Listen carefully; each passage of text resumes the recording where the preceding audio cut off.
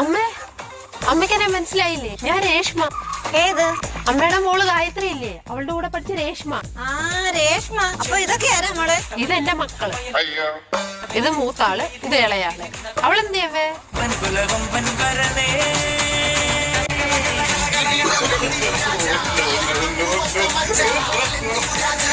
എനിക്ക് നീ മതിയായിട്ടില്ലല്ലേ?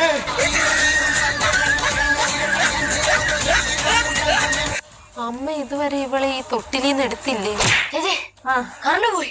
നീ കണ്ടോ, ഞാൻ 5 വരെ എണ്ണുന്നതിന് മുന്നേ കറണ്ട് പോയി. 1 2 4 5 ഇതോടെ കറണ്ട് വന്നു. കണ്ടോ, ഞാൻ പറഞ്ഞില്ലേ?